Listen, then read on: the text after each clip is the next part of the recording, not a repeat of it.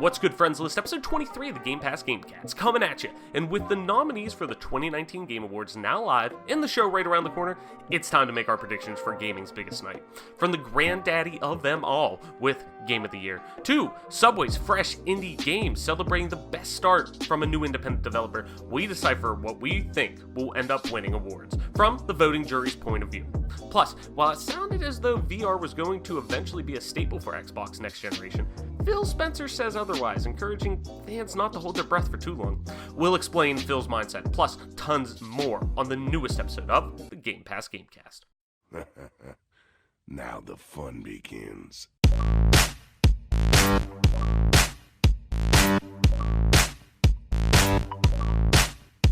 Rigid. Stop! You violated the law.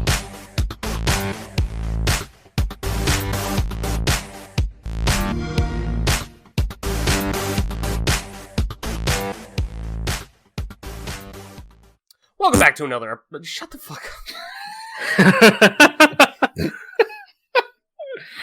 You won't leave it in. Yeah, I will leave it in. Welcome back to another episode of the Game Pass Gamecast, your weekly go-to podcast for all things Xbox and Xbox Game Pass, if I could talk, including news, rumors, and conversation around them video games because they are damn cool.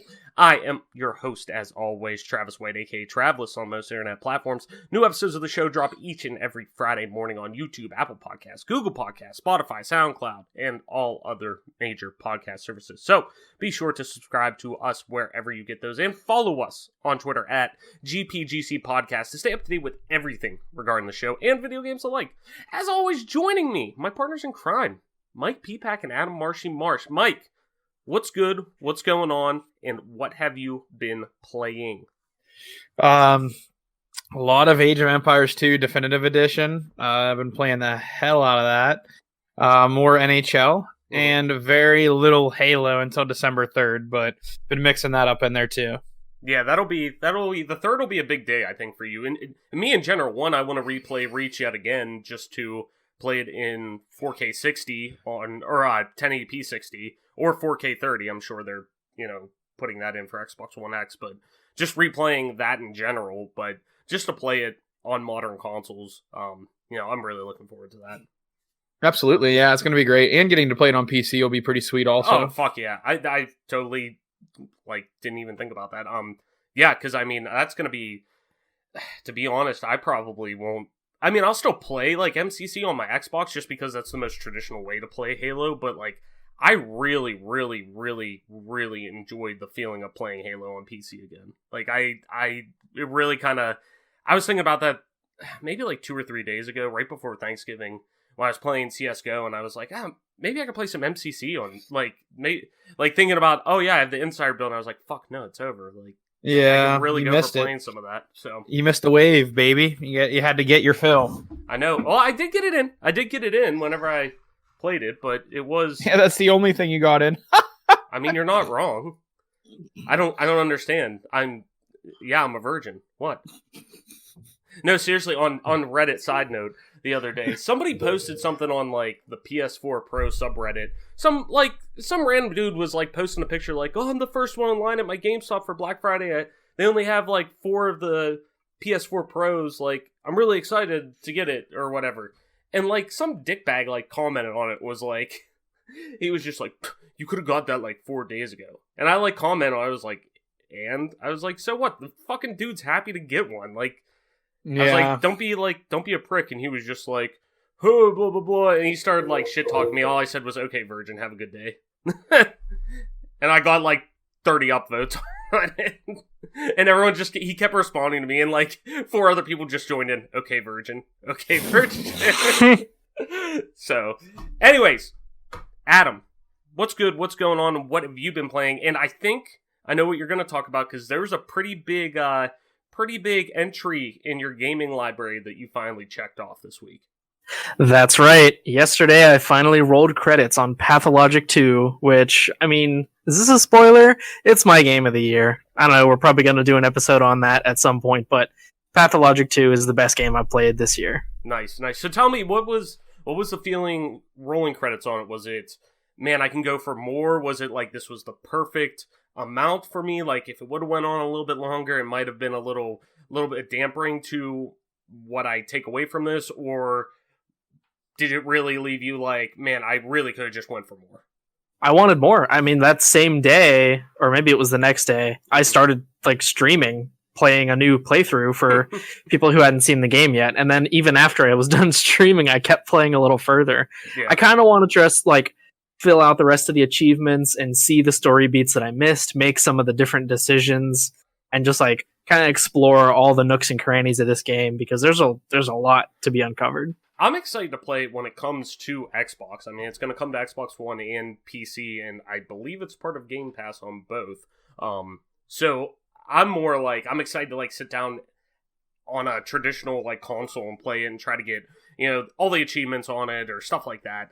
Yeah. You know, it's definitely a game that seems like it is ripe also for like multiple playthroughs.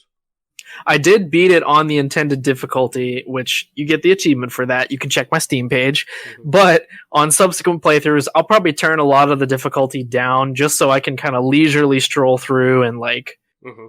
I just want to see what I missed, basically. Right. You just want to like enjoy the extra parts of the game that you didn't actually get to enjoy the first time through. Yeah, I absolutely experienced and appreciated the things that the difficulty put into the game. Like the things you can change create most of the conflict, like not being able to do every quest every day. Mm-hmm. That's how it's supposed to be. But like, I just want to see what I missed in as short a time as possible. So yeah, definitely. I'm excited to actually jump into it and give it a full, like my full attention when I sit down and actually play it, I should say. But on my end, trying to think, I finished Jedi Fallen Order, got the platinum on that. I know this is an Xbox podcast, but I picked it up on PS4 because I knew I wanted to 100% and get the platinum and whatnot. But I just started into Control today. I picked that up on Black Friday. So I'm excited about that. I'm only like maybe 3 hours into it, but it's really, really good so far. At first, it didn't really click with me, but then as I started getting some more powers and the story started unraveling a little bit more, and the world started kind of expanding, because it's very, I don't know how to explain it. It seems, it was very much like deep Metal Gear type storytelling right at first. Like, it's just batshit crazy to just be batshit crazy. Like, there wasn't really any like premise at the beginning, but then it started making more sense, and it was like reverse storytelling. And like I said, I'm only about 3 hours in. I think it might be at most like a 10-hour game, so at least just for the main storyline. So I'm excited to jump in and do that. I definitely want to finish that before we kind of go into our Game of the Year discussion in a few weeks. But yeah, that's about it for me. I played a little bit of CSGO the past couple of days, just because I didn't want to start anything new before, because I knew it'd be wanting to play Control. But I've been kind of jumping back in there. They put the Halo stickers in there that you could pick up for like $1. So I went in, I had to grab those. I had $1 in my Steam wallet, so I was like, perfect. have you tried the Shattered Web missions? I haven't. I haven't picked those up, because isn't it like $10 or something like that? I think you can play the missions without buying the pack, but you might need at least one other person. Oh, okay. We may have to jump in and do that. But no, I have not. So I'm actually curious if that's the fact. I thought it was one of those things you had to buy, you know, whatever it is, $5-10 to, you know, buy it, and you get the emblem and whatnot and all that shit. But no, I have not jumped into that. But definitely something I want to keep on my radar. But before we get into the news, we got some housekeeping. It is our free game giveaway. Do you like free games? Unless you're a psychopath. Of course you do. Definitely. Duh. So, let's help hook you up. We're giving away a brand new free game of your choice on any console to one lucky listener, and all you have to do is the following. Follow us on Twitter at GPGC Podcast. Retweet the pin tweet on your profile, and make sure you are listening to the show to know if you've won. That's it. Once we hit our goal, we will pull a winner and someone will get squared away with the game. So head on over to at GPGC Podcast and enter today. So, guys, it's been a slow news week just because of the holiday. Nothing's really come out about it. But one tiny news tidbit I wanted to throw in there just because it was interesting before we get into our main topic. And this comes via Matthew Hanrahan over at gamesindustry.biz. Phil Spencer saying nobody is asking for VR on Xbox, both current gen and next gen. So it reads like this. Make sure, as always, link in the description. Go over there, give Matt a click, a view, everything over there on gamesindustry.biz. So Xbox boss Phil Spencer has squashed the idea that virtual reality will have a role to play in the company's next console. In simple terms, nobody's asking for VR. Speaking to Stiviver at XO19 in London, Spencer was questioned on a statement he made in 2016, which suggested that VR would arrive on the Xbox platform when the medium moved past demos and experiments. Spencer made it clear that he was not trying to demean the work that people are doing in VR. However, he also made it clear that the market has not progressed to a point where there is enough demand within the Xbox audience. Quote, I have some issues with VR, Spencer said. It's isolating, and I think of games as a communal kind of together experience. We're responding to what our customers are asking for, and nobody's asking for VR. There are, Spencer continued, places to get VR experiences, and Xbox players are very aware of these options in respect. This means hardware like Oculus Rift and Quest, HTC Vive, and Valve Index on PC, and, of course, PlayStation VR from Microsoft's chief gaming rival Sony. Spencer also noted that nobody's selling millions and millions of units in the VR market. It isn't clear whether Spencer was referring to hardware or software, but his statement could apply to either category. PSVR had sold 4.2 million as of March 31st, 2019, while Beat Saber had sold 1 million units by the end of the same month. Quote, I think we might get there eventually, Spencer said to Stiviver. But, yeah, that's not where our focus is. If I could fucking read, I'm stumbling over my words today. So, guys, do you think, and I know, Adam, you've mentioned this before, so I'll maybe kick it to you first, as you were saying you were hoping this would be kind of an area that you'd like to see Microsoft expand into next gen. Does Microsoft need to focus on any R&D, any research and development into VR, considering it does seem to be an area of growth in gaming? I mean, we're seeing more and more and more experiences popping up and more, experiences that are becoming consumer friendly in terms of both price, with PSVR getting yet again another lower price point, and more experiences that are becoming more welcoming to do, where motion sickness is starting to fade and different things like that have been barriers for people to get in. And being, like I said, an area of growth in gaming, or should they continue to focus on what their primary need should be, which in reality is building towards next gen with their hardware, with their system, and really after this gen, most importantly, their games. Yeah, I don't think they need to try to tackle the VR just yet. I think it would split their audience into people who want to buy into the VR and people who would just be in there for the base console experience.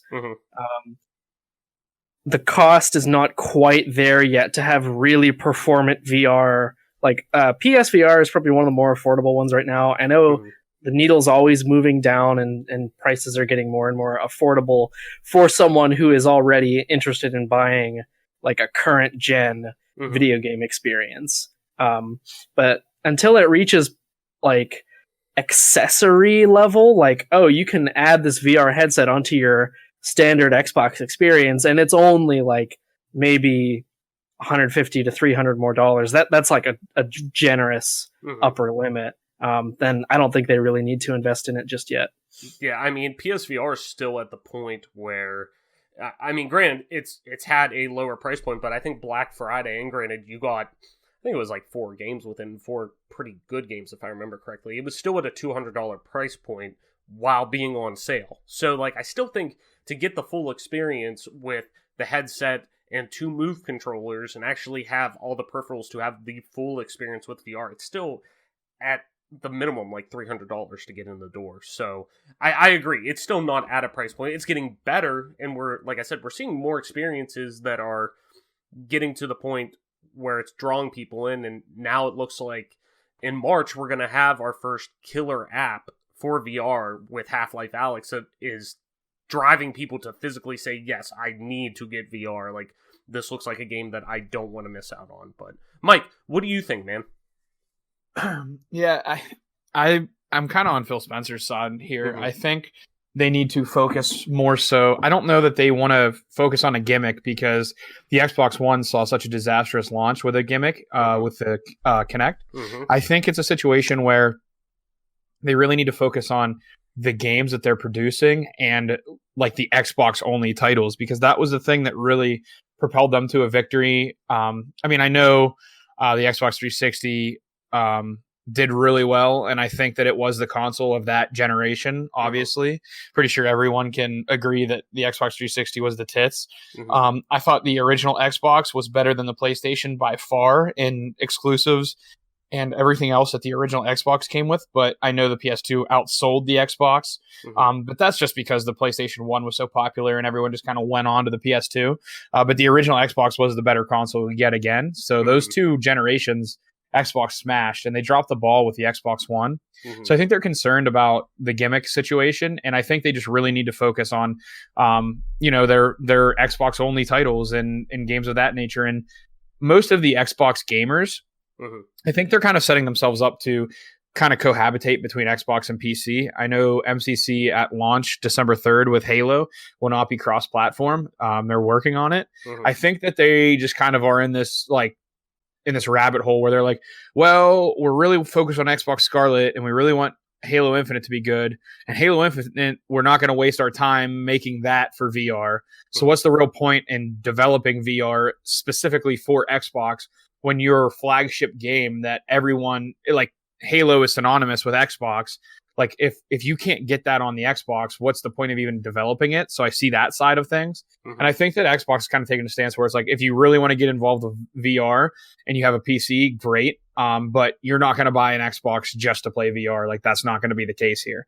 Because I think they've probably seen what PlayStation's done. And don't get me wrong, PlayStation's VR is really awesome. I've played yours for quite a while, a day or two, and I really did enjoy the VR landscape. But it's just like I don't get as much from it as just sitting down and actually playing a console. Mm-hmm. And I'm pretty sure I'm probably in the majority in that sense. Like, VR is kind of gimmicky. Like, oh yeah, it's really cool for a little bit, but after it's done, it's just like, meh. All right, what's next? You know what I mean? Yeah. And I think Xbox trying to avoid that pitfall they had with the Kinect. Mm-hmm. And just avoid the what's next stage, or the point where people are like, I don't even want to buy this damn thing. Make a bundle without it. Right. And they eventually did. So I think it's a good move on their part. I think they're just trying to protect themselves for the next generation. Mm-hmm. And I'm interested to see what they do go with going forward with Scarlet. Yeah, definitely. I couldn't agree more. I'm right there with you guys. That it just doesn't seem like the area they need to focus on. Like you said, you don't want them pushing. We've seen what they've done with pushing peripherals and secondary things that aren't what a gaming console should be focused on. Games. What they should be focused on. Good gaming hardware. Like, things that set you up for the future, like just having a pipeline of first-party games and different things like that. So instead of putting, all your eggs in one basket like they did this past generation with saying we want an all-in-one box, they seem to be focusing in the right direction of we're focused on making sure there's tons of games for people to play, tons of our own first-party games, exclusives. Like, that's what's won a generation. That's what gamers want. The primary, focus group who's going to be buying our console on the market. So, I totally don't think VR should be an option, or not shouldn't be an option, but shouldn't be something that's on their radar, at least at this time. Microsoft's a big company, and granted, they're the ones putting out the platform that most VR is played on, at least on PC. So they still have, some vested interest in VR, but on the Xbox side of it, definitely not. So it's one of those things that cool if it happens down the road, but shouldn't be a primary, focus. So, guys, let's move into our big topic. And this week, I thought it'd be good to kind of predict the winners at the Game Awards. With the Game Awards coming up in a couple of weeks on the 12th, it's getting to that point where we're at the end of the year. All the major games have come out. We know what Game of the Year's contenders are out there and nominees. And I'm curious, what do you guys think? Like, what's, just off the cuff, what's everyone's impression overall of 2019 in terms of gaming? Like, on a scale of 1 to 10, what would you rate 2019 comparative to, stellar years in the past and even down years in the past, like 2017 and 18, even 16 for, were excellent years in gaming compared to maybe a 2014 or something where we didn't see a lot of big releases. How do you guys think this stacks up on a scale of 1 to 10? Mike, what do you think, man? I think it'd be fair to give it somewhere in the ballpark of like 6, 7, 5, or just like a 7. Mm-hmm. I don't think it can go much higher than a 7 overall. Yeah. There's been stellar games, but there's been stinkers too. Yeah. So I think it just kind of balances out. I'm going to go 6.75 is going to be my final. That'll be the number I go with is 6.75. Yeah. Just because most of like the one of the games in the game of the year is a remake, which like it's, if you've played the original Resident Evil 2 and played the new one, obviously there's a lot of differences. Mm-hmm. There's a lot of updates. A lot of things have been changed. However, it's still a remake, so it's not even really like original content, if you will. They did spice it up and add their own spin on it and change things. But I think overall, I'm just going to give it a 6.75, and that's going to be my final answer. Adam, what are you thinking? I was racking my brains the other day when someone on Twitter asked me like what my top 10 of this year were, and I was like, Pathologic, and what else came out this year? And to be honest, a lot of good stuff has come out. I just haven't played a lot of it. Like, none of it has really been priority for me. So I've just kind of passed a lot of it over. I think last year was way better for me personally. Yeah. This year, like, Pathologic is carrying a lot of this, but I think this year has to be just maybe a 6 for me. Oh, wow. Okay. Yeah, I'm kind of in the same boat. Like, I agree with you. There was a lot of good, even great stuff that did come out this year. Like, I mean, I've talked about it before, Jedi Fallen Order, which, when we get into the nominees, the reason you're not going to see Jedi Fallen Order on this list is because its release was the same day that nominees were due. It was the latest you can nominate it, so a lot of reviewers and the people who were on the board who were making the nominations didn't feel it was right because they were only going off maybe like 10 hours of gameplay or something like that. It wasn't like, oh, I finished the game, or they were going off of preview events or something like that. It just wasn't necessarily right to put it in there. But so many people post once it came out and reviews were good and everything like that, like they were like, yeah, this is golden, like it should be game of the year, yada yada. Yeah. But I'm kind of in the same camp as you, but there just wasn't like the past. If you look at the past, let's say 3 years, 2016, you're looking down the list of games that came out. You have 1 or 2 games that are killer apps that like a lot of people may go out and buy systems for. On PS4, Uncharted 4 came out and was a critical and commercial massive hit. And Overwatch was game of the year in 2016. I mean, you look at that, and that's a game that has legs for days and is now one of the biggest esports in the world. 2017, Breath of the Wild, Horizon Zero Dawn, Mario Odyssey, all these games that come out that are like staples that you look back on and you're like, holy shit, like Horizon Zero Dawn was the reason I went out and bought a PlayStation. The Breath of the Wild was the reason so many people bought fucking Switches. Like, and even last year, God of War, Red Dead Redemption 2, like tentpole games that have kind of changed storytelling and what people look at video games in terms of narrative and cinematic approach.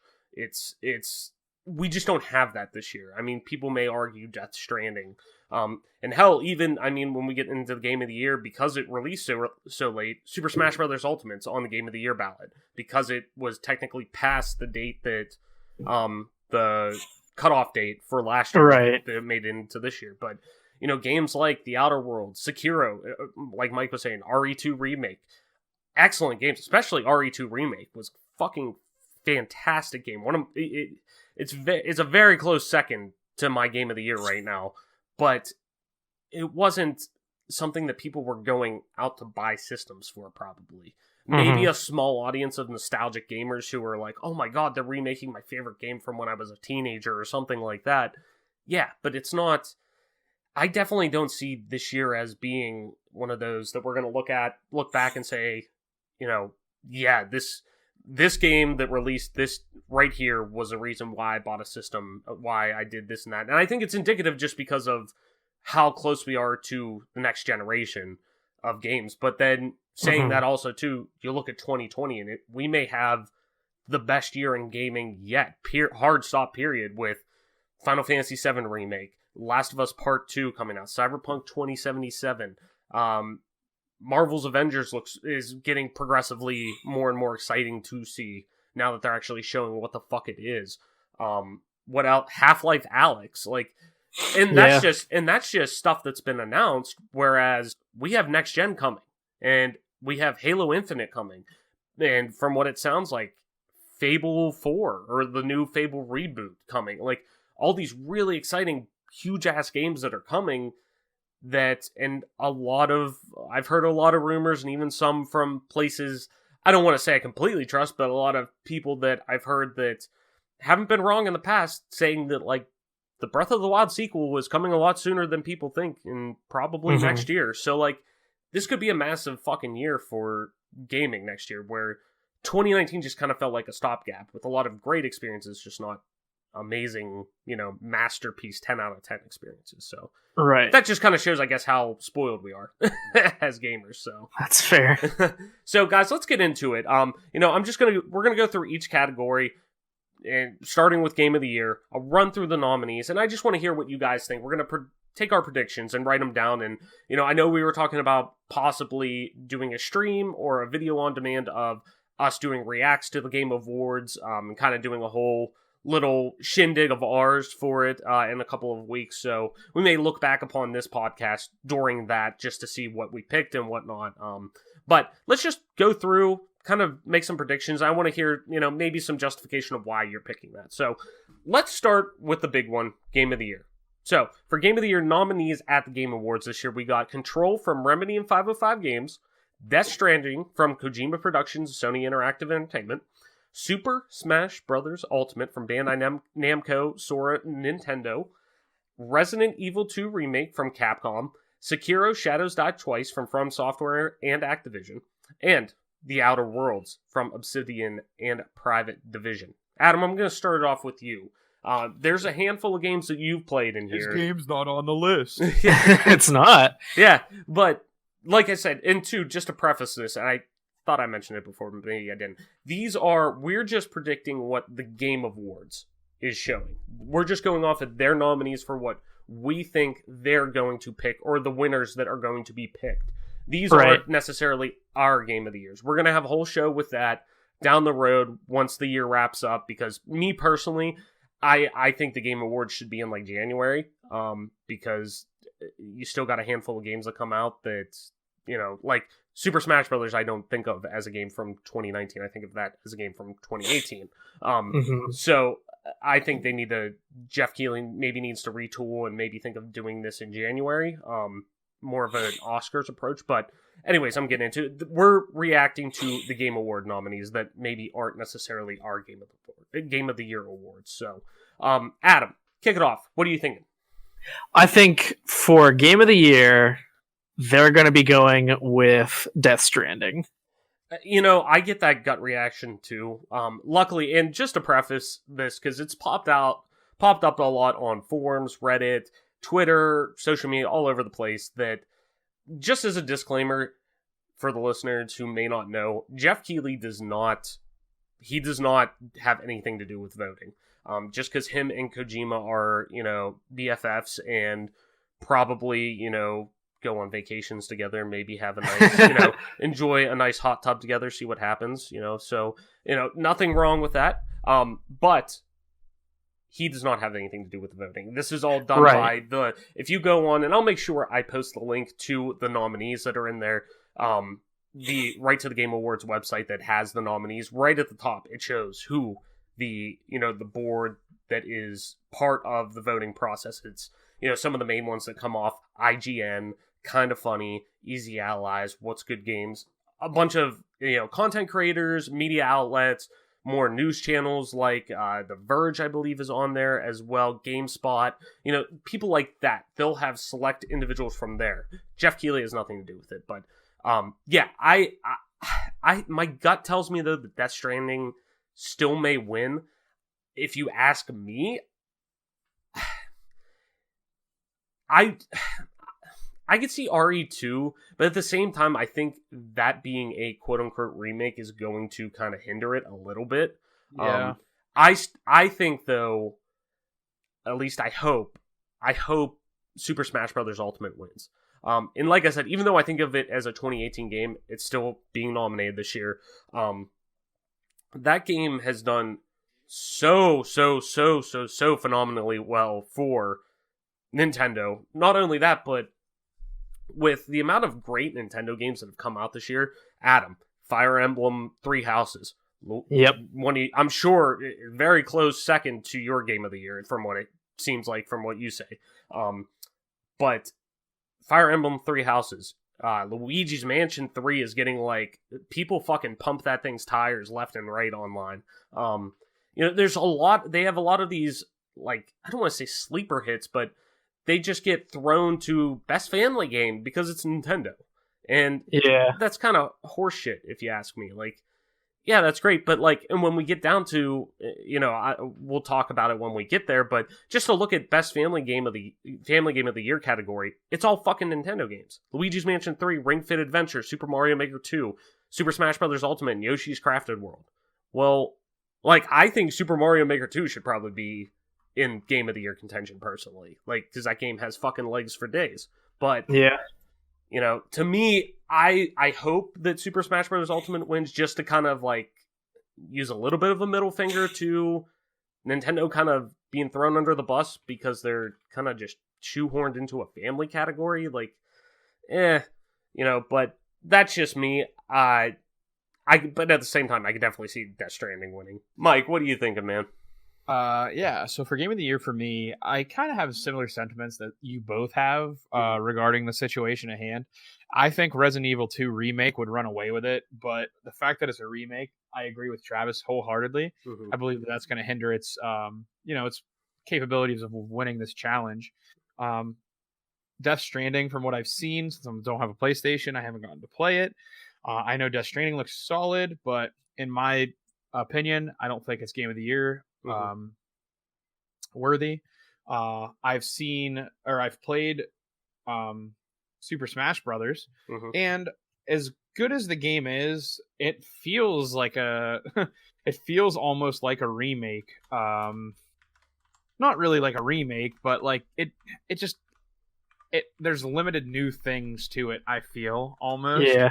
As weird as that may sound. Yeah, like, outside of the new characters who come in. Like, it's still the same fighting game for the most part as, the Super Smash Bros. On Wii U. Or Super Smash Bros. Brawl or Melee or whatever. Right. It's like Mario Kart. Like, yeah, there's small changes here and there from each one, but, like, at the end of the day, they don't fucking, reinvent the wheel every time. Right. So. Yeah. I agree.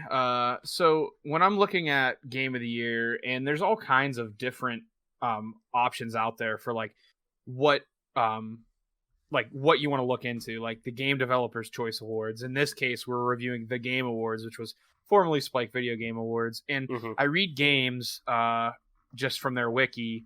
I read games like 2005, Resident Evil 4 won it. 2006, Obliv won it. 2007, Bioshock. Red Dead in 10. Skyrim in 11. GTA 5 and 13. Overwatch being the stinker in 16. Breath of the Wild in 17. God of War in 18. Then I read the Game Dev Choice Awards. Half-Life 2 in 04. Knights of the Old Republic 03. Gears of War 06. Skyrim, Red Dead, Fallout 3 in 08, Breath of the Wild. Like, I read these games, and I'm reading, like, Game Informer had Mortal Kombat 1, 93, Tony Hawk's Pro Skater 1 and 2, and back-to-back years, which, that's pretty cool. Halo 2 in 04. Like, I think of these games, Twilight Princess 06, and all of these games listed from this year just don't really have that type of, like, feel. No, and that kind of goes back to what I brought up earlier. Like, there's nothing that, like, really stands out. Like, there's some good, creative, different things like Control. Like, so far, it's weird as fuck, but it's a good weird as fuck. Death Stranding, it's kind of like UPS the game, which is okay. Like, if you like that, that's cool.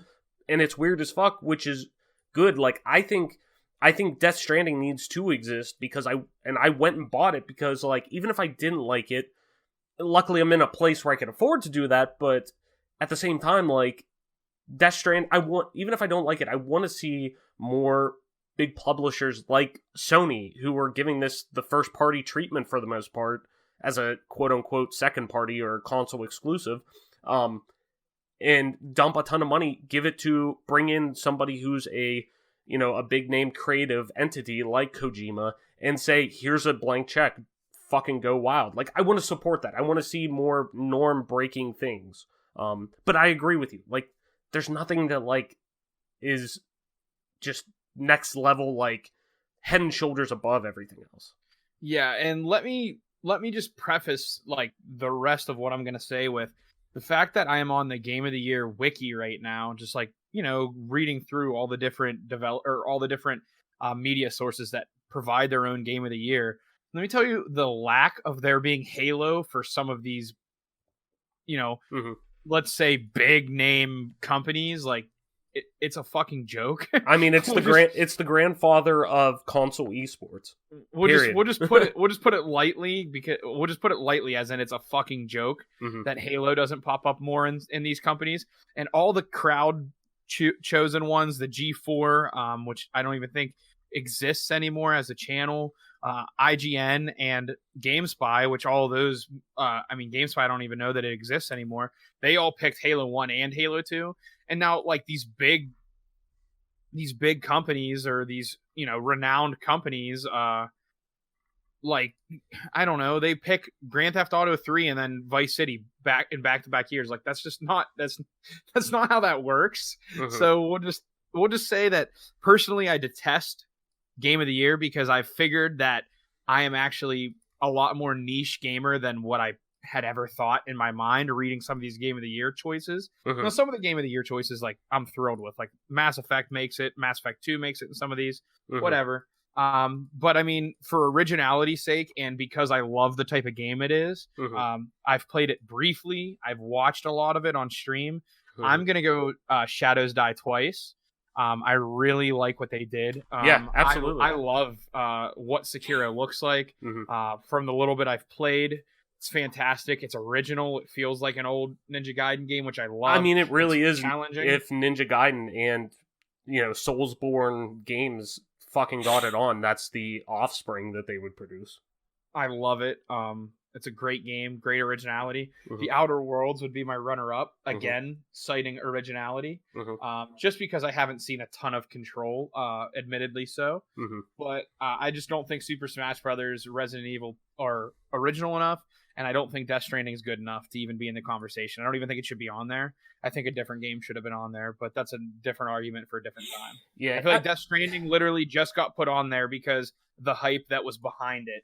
Yeah. And then, when a game gets hyped that much, it's really easy for games like that to fall flat. Because, people have been talking about it. People are like, oh, it's a Game of the Year nominee. And, like, okay, the game's not even out. Like, there's people how is it gaudy and it's not even out? What is happening? There's people who said, like, literally post-release that they're like, it's the game of the generation or the decade. And I'm like... Yeah. Okay. To each their own, by all means. I like some shitty-ass games, like, in quote, shitty-ass games, like, that's cool. It's like liking a movie that's bad, like, just because it's so bad that it's good. But, like, at the same time, like, it's, like, people do just, like, fucking slurp Kojima at times, like, because he's just, like, I get it, he's weird. Like, I'm not a huge Metal Gear guy, but I can respect what Metal Gear has done for bringing a cinematic and narrative approach to games and doing things that were so off the wall. But, like, sometimes it's not even that good. No, like, somebody who's put in, like, I played 15 hours of it. Like, yeah, I haven't beat it, but it's just because it got fucking repetitive at the point where I didn't want to keep playing it. It's just, like, the story beats were, like, okay, but, like, I don't want to watch Norman Reedus fucking take a shower again. Like, I don't want to have to skip that. Like, I do want to skip that. You get what I mean, though. Like, you have to skip the anime. I don't think you want to skip it. I don't want to see Norman Penis. Like, Like, I'm getting off topic, but it's just, I don't know. Like, I'm with you. Like, this year's just down, man. Like, it's just fucking down. Now, I gave it a 6.75 simply for the fact that there were games that are way off the radar of the Game Awards that I thought deserved a lot of praise. Adam had, like, I have seen the light. Like, Pathologic is a special game. And even though it didn't release well and it's not doing that hot, they're working on improving their sales, and they're trying to combat that issue. There's enough games. Adam, has talked at length about Disco Elysium, and I still think Resident Evil 2, great game. Super Smash Brothers, great game. Like, I still think there's enough to keep it at 6.75, but the games that these people are trying to give away awards for, I just don't think are it. Like, I just think they missed it. You know what I mean? No, 100%.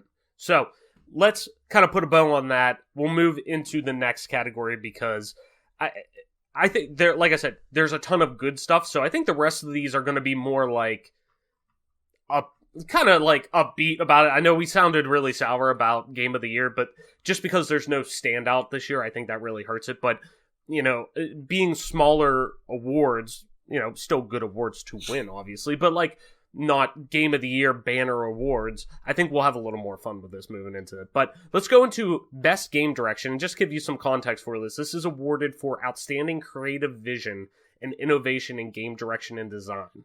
So, uniqueness to mechanics and visionary aspects to a game that we really haven't seen. Nominees: Control, Death Stranding, RE2, Sekiro, and Outer Wilds. Not to be confused with Outer Worlds. No. To be honest, just my thoughts real quick. If you ask Best Game Direction, even though I've only played it 3 or 4 hours at most, the very most, I would hope Control wins this because it is wholly unique in a gameplay aspect of there's nothing really like this out there in a way that at the same time it feels natural and it's almost like a deja vu. Like, I feel like I've played something like this before, but there is nothing out there like that. Like, it's built like a third person action adventure, or like third person action game / third person shooter, but with like almost Jedi powers at times, like, but it's a shooter still, like, but it's all satisfying. Like, the combat feels weighty. Everything feels like it has a purpose to it, where Death Stranding, being yet wholly unique, like I've said before, the gameplay loop I don't think is justifiable enough for that uniqueness, that it's just unique to be unique, where Control is, there's a purposeful unique behind it where it pays off. So, at least so far, granted, I haven't rolled credits on it yet, but at 3 or 4 hours, I'm hooked, and I'm like, fuck, I want to keep playing. I want to keep exploring. I want to use the Metroidvania aspects to this, but with a, like, different weapon that I've never used in a video game before that has weight and force to it. So, to me, I would hope Control would win this. What about you guys? So yeah, this is another situation where I think I could go to a Sekiro. Yeah. But just for variety's sake, I believe that even though the remake situation gives this game a ding in Game of the Year, I think I would go Resident Evil 2 with Best Game Direction, because while it's a remake, they put their own flavor and spin on it. They stayed true to the original, but the DLC where you like have the have the challenge missions where you have to like do certain timed things, and the difficulties and the speed running aspect of it that the Resident Evil community is always good for. I think it does enough in originality's sake to give me for me to give this game the nod, because if I don't need any other reason, because fuck you, that's why I think this should be this. But moreover, just being legit about it and being straight up with you, I think this game deserves at least an award. And I'm not going to give it one of the ones that are further down the list that I see down here. So I think I'm going to give it this one just because it does deserve an award, period. Yeah, hard stop. I agree. Adam, what about you, man?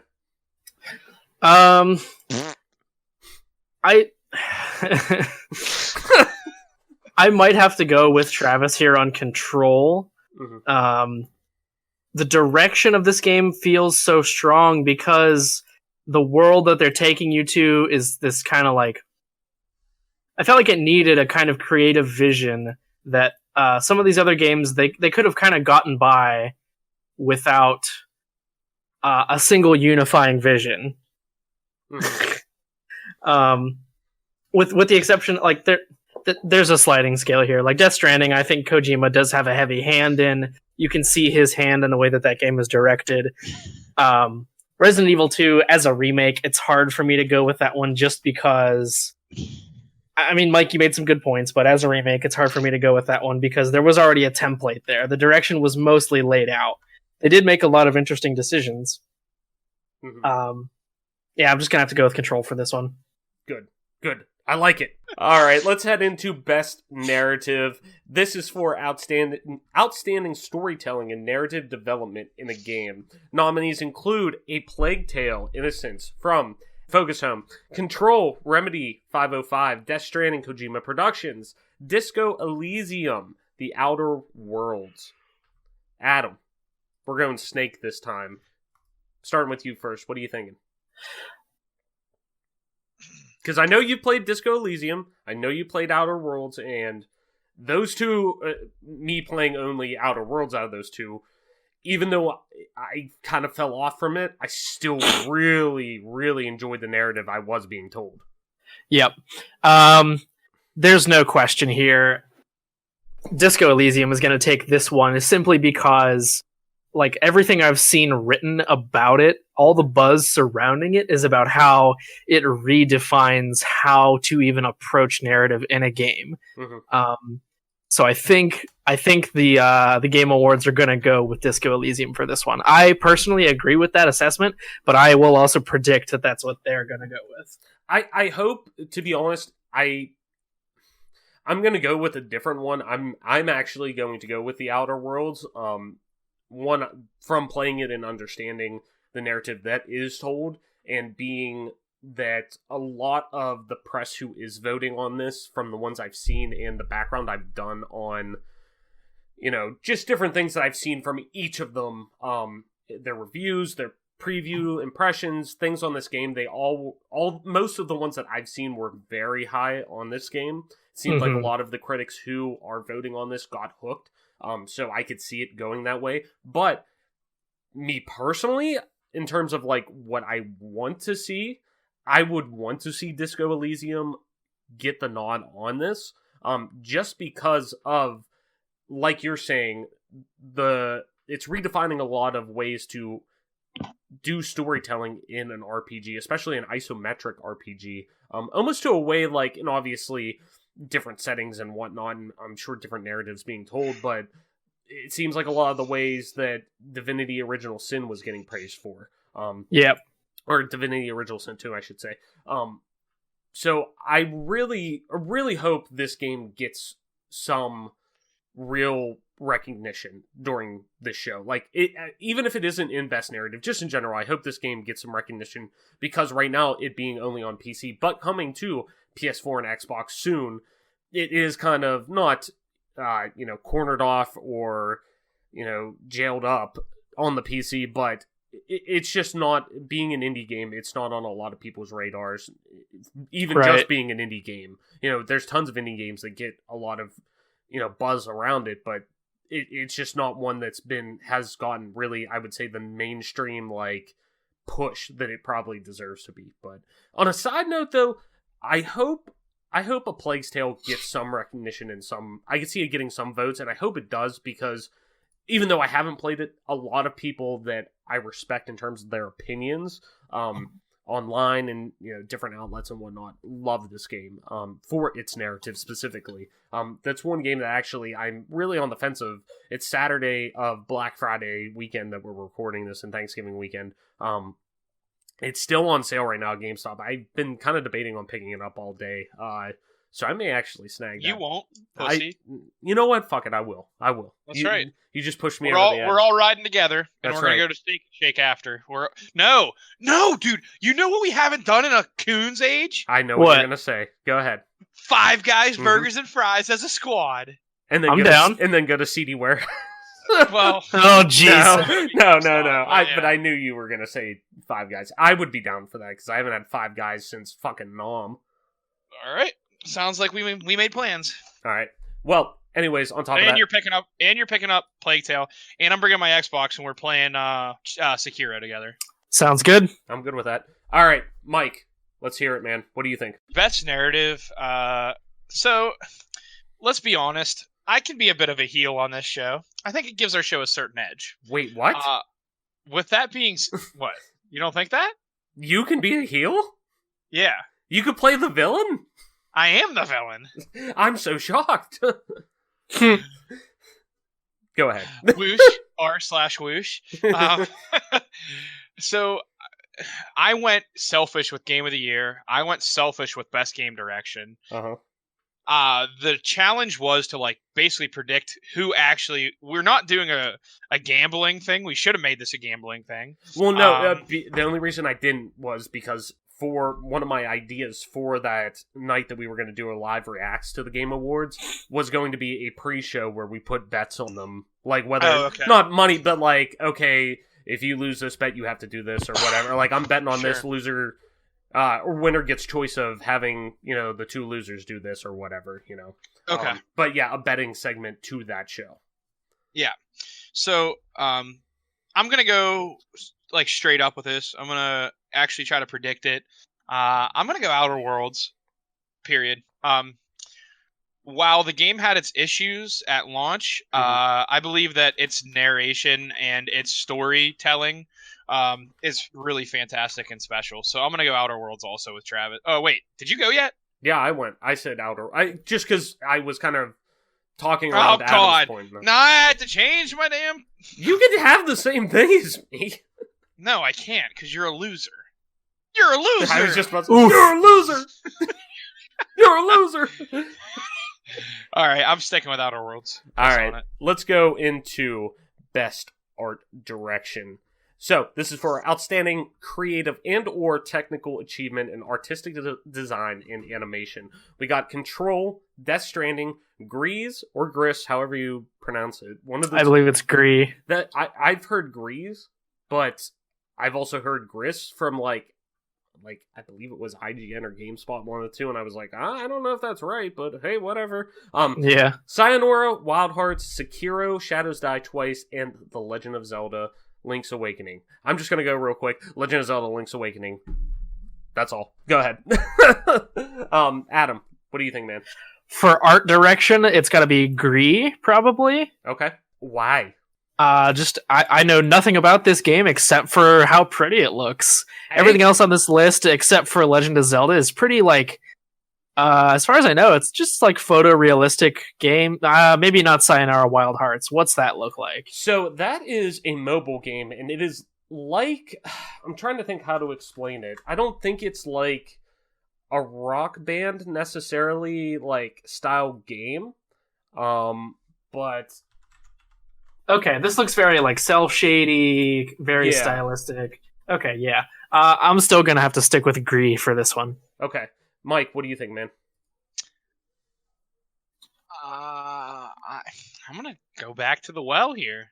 I'm gonna go back to Sekiro. Sekiro? Shadows Die Twice. To be fair, that is the art It's style a with beautiful game and it's Yeah. unique. Yeah, the art direction with that game is really granted, it still has its roots in Soulsborne games, Yep. but at the same time, it does you're playing this, you're like, okay, this is definitely a From Software game with kind of the way the animation of the enemies and whatnot, but it's different enough where it's if they would have got the IP license to Ninja Gaiden, I wouldn't have been okay, I wouldn't have it wouldn't have thrown me off. Hopefully I would have been they okay, Ninja Gaiden, cool. Oh.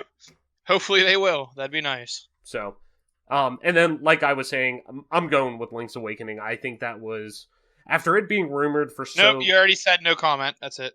Moving on. You're a The loser. heel comes out. You're a loser. Which one is that from?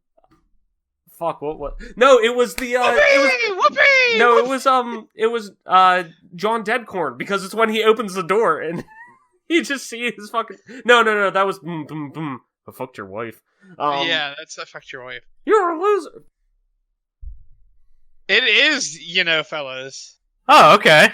It's because then right after it cuts to Peggy and what's her name driving, and it goes whoopee, whoopee. That's right. I just got to it. Yeah. Boom boom boom. I tried to send it at the right time, but You're a it's loser. like 1:20. It's like 1 minute 22 seconds. Dum, dum, dum. You're a loser. Fuck. Now where even were we? God damn it. Art direction. So just capping off what I said about Link's Awakening. Just because it was rumored for so long, but then finally got announced, and it was so drastically different than what I think anybody was expecting, thinking it would just kind of be like A Link Between Worlds or something like that in a similar art style, only a little more high res. For them to go full, what's it called? Diorama style. Diorama, thank you. Taking it in such a drastic, different direction from it, and outside of the small, frame hiccups that you get from going, popping in from different area to area. I don't think that hurts the art direction at all for it. That's more of an actual gameplay, hindrance, if you want to even call it that. But for me, it's got to be Link's Awakening. Let's move into best score / music. And it goes to Little Nas X. Thank you. I got the horses in the back now. So, nominees: Cadence of Hyrule, Death Stranding, Devil May Cry 5, Kingdom Hearts 3, and Sayonara Wild Hearts. Mike, what do you think? Because I know you've played through Kingdom Hearts 3, Devil May Cry 5, and Cadence of Hyrule. Whoopee! I'll give it to Kingdom Hearts 3, just because of I know that their music's always on point. Yeah. Now I think the song that they put out, because I'm a big Kingdom Hearts guy. The song they put out for Kingdom Hearts 3 with Skrillex. At first I was like, oh fuck, they're doing a fucking song with Skrillex. Shit, I didn't realize 2011 was here. So granted the game probably Scary Monsters and Ice Sprites. Yeah. But whenever they did put it out, I actually listened to it this morning because I heard somebody talking about it, and I was like, fuck, I haven't listened. I can't even remember what it is, and when I turned it on, I was like, okay, yeah, this is actually good. It's it's not like dubstep, it's more like modern techno or house music than dubstep, and I was like, alright, I like it. So I'm actually going to go with that as well. I'm going with Kingdom Hearts 3 as well. But I've heard Devil May Cry 5 soundtrack is, asininely good. So that could be one way that they're going with it, but I think Kingdom Hearts 3, just for the fact that it's not really, I don't think, on any other category. I think there's gonna be some people who want to see this get an award on that panel, just for it being so fucking long and anticipated. That I think now that it's out and been out in the wild for almost a year now, which is crazy, it'll at least win something, and I think this is obviously the place that could. Adam, what do you think? I think it's got to go to Cadence of Hyrule on this one. I was hoping you were going to say that. Because it has this dual nature of being very nostalgic, because a lot of the tracks are either remixes or covers or reimaginings of classic Zelda songs. Mm-hmm. But at the same time, they are just that. They've been remixed and reimagined, and they serve this new purpose of being very high tempo, upbeat, very driving bass lines and very recognizable melodies. It's just got a great score, and it's very integrated into the gameplay. The whole thing is about bumping along to the beat. You just bumping along, swing your sword. Oh, man, the first time I booted that game up and I heard what was essentially the Ocarina of Time title screen music, it fucking sent me. Just straight orgasmic. Period. You didn't get triggered? I was triggered. I was sent. Gonna send it! Alright, so you're going Cadence of Hyrule. let's move into the next one, and it is Best Audio Design. Now, audio design, a little bit different than sound, or music and soundtrack. And this is recognizing Best in-game audio and sound design. So, more things like, just for example, going through here are nominees: Call of Duty Modern Warfare, Control, Death Stranding, Gears 5, RE2, and Sekiro. Like, for Call of Duty, they focused so much this year on all the promotional material and marketing of, like, the gun sounds are so intricate and realistic that we went through thousands of firearms to find the right noises for bullets dropping and different things like that. I actually, in my opinion, I think this is where we see Call of Duty win an award, just because of how heavily that was pushed. And I think that when it came time to do reviews of that with a lot of the press and critics, that was a sticking point for them in their reviews. From the few that I did read, that, oh wow, they actually did write about that because it was fucking shoved down their throats for a while. So I could see this will probably be where I think Call of Duty does win a big award outside of possibly maybe the Action Game Award. But I think this is more likely for them. Adam, what do you think? Best audio design, I think it's going to go to Resident Evil. Ooh. Because a lot of that game's horror is based in the audio design. Mm-hmm. No, that's a good choice, because that is very heavily, influenced, like you were saying. Mike, what are you thinking? Best audio design. I will go out on a limb and give this one to Gears of War 5. Ooh, okay. I really thought throughout the game, whether or not the multiplayer was your style, I thought the sound was really good. The footsteps you heard sounded great. Mm-hmm. The gunshots, everything sounded really good. The voices of the characters in game are so fantastically done also. Oh yeah. That's why I'm just going to give it the nod to Gears of War 5 in this case. I can't complain with that one. That's a good approach to it and good justification for it. So let's head into best performance, and this is for vocal performances by voice actors within a game. We have Ashley Birch, who played Pavarti in The Outer Worlds, Courtney Hope as Jesse Faden in Control, the main character, Laura Bailey as Kate Diaz in Gears 5, Mads Mikkelsen as Cliff in Death Stranding, Matthew Peretta as Dr. Casper Darling in Control, and the one, the only Norman Reedus as Sam Porter Bridges, Saint. The Boondock Saint himself in Death Stranding. What a great flick that is! Just saw it for the first time not too long, or like the other night. Oh yeah, with not only Norman Reedus but also Willem Dafoe. Willem Dafoe. Mike, what are you thinking? I am going back to the old well. I'm going Laura Bailey as Kate Diaz in Gears 5. I thought she did a spectacular job, not only throughout the game and in multiplayer especially, but even the Gears 5 trailer. She just did such a good job as playing Kate with the voice. The voice acting and everything. Oh, yeah. I was really pleased with her performance. I think, I don't know that, again, this is a nod where I doubt she's going to get the nod. Mm-hmm. It feels like Death Stranding's going to have to take it because everyone was fapping to it.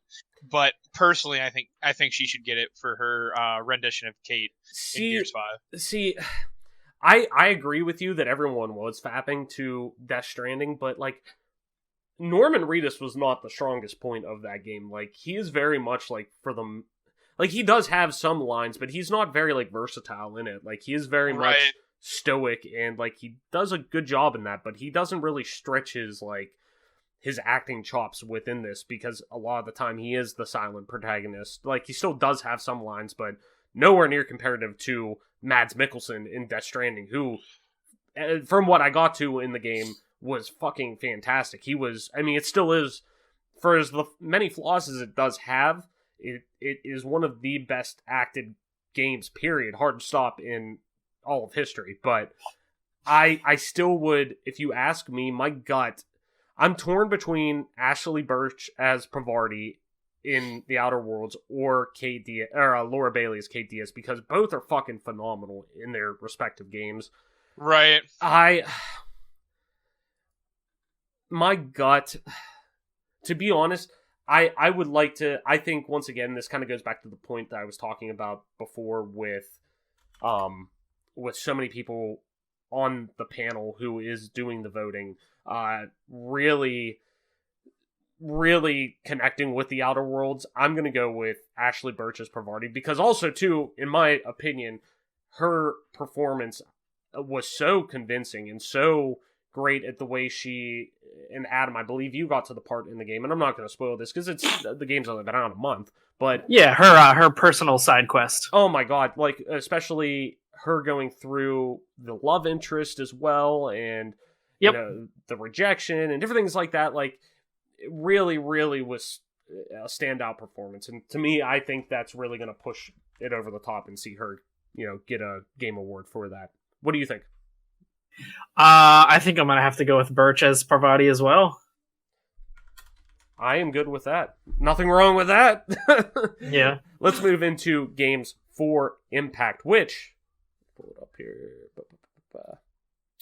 Which is for a thought-provoking game with a pro-social meaning or message, which includes Concrete Genie, Grease, Kind Words, Life is Strange 2, and Sea of Solitude. Adam, we're going to kick it off with you again. What do you think? I'm gonna say this is probably the one that I've known the least about so far. But my gut is saying it's probably gonna be between Gree and Life is Strange, with probably favoring Life is Strange in this one. Yeah, I mean, that game was so highly anticipated to begin with after how, you know, well received the first one was. Yeah. And from what it sounds like, doesn't necessarily live up to those expectations, but it's still a good story. But my gut says Life is Strange 2. I would like to see Concrete Genie get that because it had such a good anti-bullying message in it where it was, don't fight fire with fire. Come, you know, look at it from, you know, the people who are doing the bullying may have their guard up for personal reasons, you know, trouble at home or whatever, and try to, you know, just try to be better to everybody from that perspective. And that game really hit a strong note with me. I mean, I platinumed the game because it was that good. Granted, it wasn't that long, but you know, excellent game. I would like to see that, but I'm gonna go Life is Strange 2 as well. Mike, what do you think?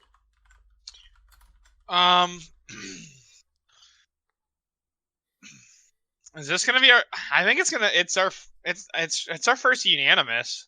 Life is Strange. You're going with it. I'm going with Life is Strange too. All right. Well, let's go into best ongoing game. Now, this one I think is going to be a little more scattered. This is awarded to a game for outstanding development of ongoing content that evolves the player experience over time, and we have Apex Legends from Respawn, Destiny 2 from Bungie, Final Fantasy XIV from Square Enix, Fortnite from Epic Games, and Tom Clancy's Rainbow Six Siege from Ubisoft Montreal. This one's really tough. To be honest, normally I'd say with back-to-back years, I wouldn't see Fortnite winning this, but they did come out with Chapter 2 and basically a massive overhaul of the game. So I wouldn't be surprised seeing Fortnite win it.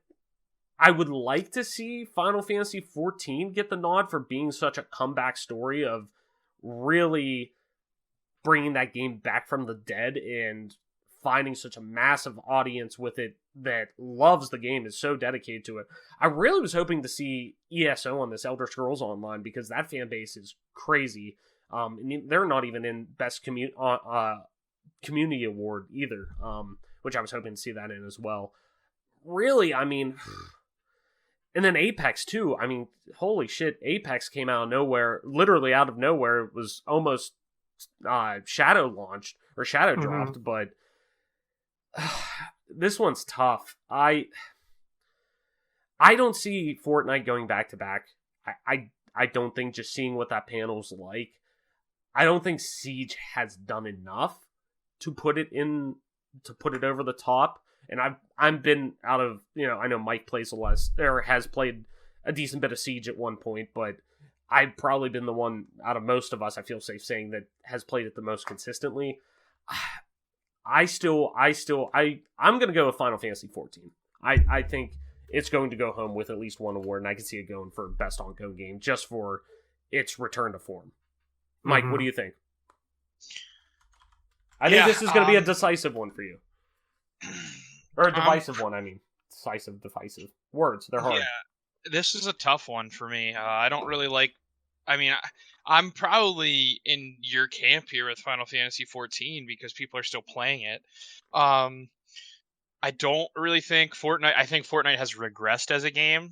I think Rainbow Six Siege is it's fine. I just don't think it's like gotten much better. Destiny 2, I'm just not all that familiar with. So it would be between Final Fantasy 14 and Apex Legends for me. I will say the most recent patch for Apex Legends has done a really poor job with the game. But all things considered, I'll lean on Apex Legends here with the best ongoing game. Just because I think that as a battle royale, I think that it has regressed less than the rest of the games on the list. And I Final agree. Fantasy 14, you're already in on that, and I'm just going to mix it up and go Apex Legends. All right. Adam, let's hear it.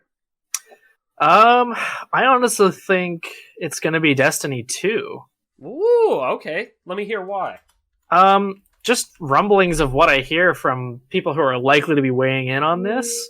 I feel like Destiny 2 is still kind of the Schluter that's still going on right now that people are into. I mean, people still dump thousands of hours into that series. I mean, there's still people who play original Destiny. Like, Yeah. like it's crazy to see what that franchise, in terms of the legs it has. And they're now with them going free to play and being out from under the umbrella of Activision. From what I've heard, the community, granted, they had a little bit of a rough patch right from the beginning, but the community has really stuck by them and been really happy with what Bungie has been doing more recently. Now not having to answer to anybody, they can take community feedback right there and just boom, we're good. Like, we're going right in and just fixing what you're bringing up, not going through the dealing with, well, what would shareholders think? Would that hurt sales? Would it do? Yeah. It's no, our core fan base is already going to play this. Let's make sure they're happy as well. So that's good to hear. I'm glad we're a little more divisive between us with this game, or with this category. So, best independent game, and this is where I might lean on Adam a little bit because I know he is a little more in touch with the indie scope here, and is the category for outstanding creative and technical achievement in a game made outside of the traditional publisher system, which includes Baba Is You, Disco Elysium, Katana Zero, Outer Wilds, and Untitled Goose Game. Honk. I think this one is tough because, I mean, a lot of these ones are pretty standout. I think many of them have found their audience and people have found a lot of reasons to love these games. But my prediction is going to be Disco Elysium. Yeah, I mean, that seems to be the one game this year that, in terms of the indie landscape, where, like last year, we heard, like, everyone was just so head over heels for Celeste, where Disco Elysium this year does feel like this Celeste. Like, I wouldn't have been shocked if it was in the running for Game of the Year, because everyone who's played that game seems to be head over heels for it, or at least is very much, like, acknowledges how much it does right, from an independent, as an independent game, I mean. My heart wants to say yes, I agree with you on this, but I think Katana Zero is going to get some love here because of Disco Elysium having been in a few multiple categories. Katana Zero really, I have yet to play it. It's been very high on my, like, hey, I want to play this. It's on my to play list, but it keeps getting bumped back because of big game releases. And now I've just basically penciled it in as a, hey, when I have some time off around Christmas, I'll play this because it's not that long of a game. But everything I've heard from it, from its storytelling to its precise gameplay and its fast-paced gameplay for being a 2D side-scroller to an extent, really is next level in terms of what they were able to do. So I'm gonna go with that just to change it up a bit, because I think Disco Elysium having some love in different categories is really gonna make this a place where Katana Zero could slide in. At the same time, I could also see Outer Wilds. If Goose Game had a little more to it, I think it would probably get the nod here, but it is a very quick experience. And not that that's bad by any means. Like, a game should never overstay its welcome, whether that be, in a half-hour bite-sized thing or, a 70-hour experience, 100-hour experience like Persona 5. So, yeah. Mike, what do you think? I'm gonna give this one to the Outer Wilds. I think Adam might be right with Disco Elysium for sure, but I did enjoy the Outer Wilds. I thought it was it looked pretty neat. From what I got into it, which was very brief, just giving it a little bit of like basically just like a little bit of a sample, like a little flavor sample. I thought that it was a great game. And Disco Elysium, again, I've heard so many good things, and it seems like people generally really love that game too. So that's fair. And also your pick, Katana Zero, but I would go with Outer Wilds here.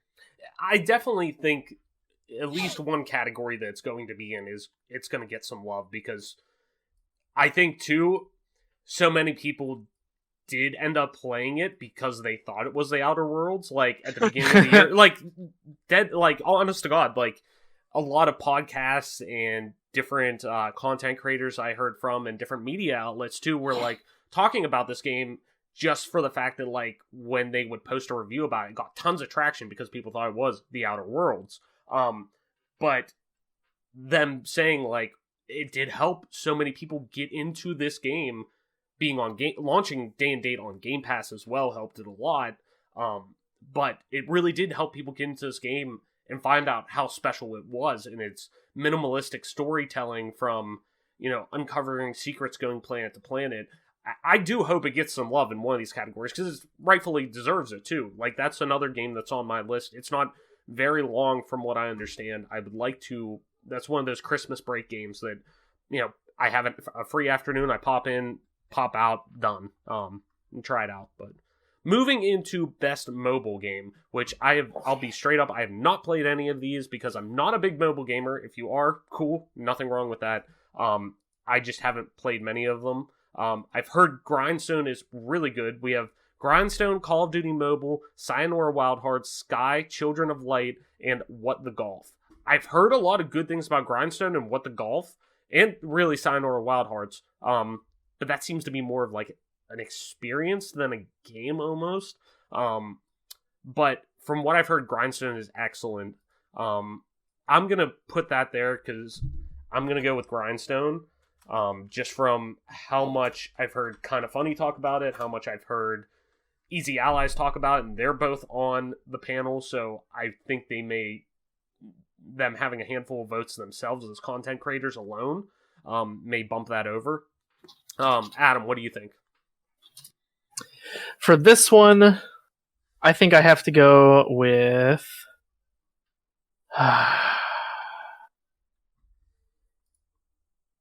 Again, this is one of those categories where I don't have a lot of knowledge in. It's a blind spot. I mean, that's Yeah. That's fine to admit that, because like I said, I only know secondhand knowledge from what I've heard, and I still don't know a ton at all about them. But I'm just gonna toss it out there and say, what the golf? hell yes, give it to the golf man. Adam, what are you thinking? Or Mike, what are you thinking, man? I'll give it to Call of Duty Mobile. I did play Call of Duty Mobile a little bit, and they put all the good maps from the classic games in there, and it was pretty fun. Nice. How's it run? On my iPhone 11, it runs great. Yeah, I like it a lot. Nice. I'm curious. I've seen it pop up on Reddit ads and stuff a few times, and I've been like, oh, well, it's free. I might as well try it, and just never have. But I may download that and just try it out for 5 minutes or whatever. But all right, let's head into best community support up next. So this is for recognizing a game for outstanding community support, transparency, and responsiveness, which includes Apex Legends, Destiny 2, Final Fantasy XIV, Fortnite, and Tom Clancy's Rainbow Six Siege. I think, to me, this is an easy one, personally, and I think Destiny 2 takes this one home, just for how open they've been all year since leaving Activision, how transparent they've been on, from what I've heard from people who regularly play Destiny, with patches and tweaks, whether it's nerfing or, beefing up guns. Like, it's they've been very vocal about what's going on. Even if it's bad, they're very upfront for saying, yo, we fucked up, we're gonna fix it.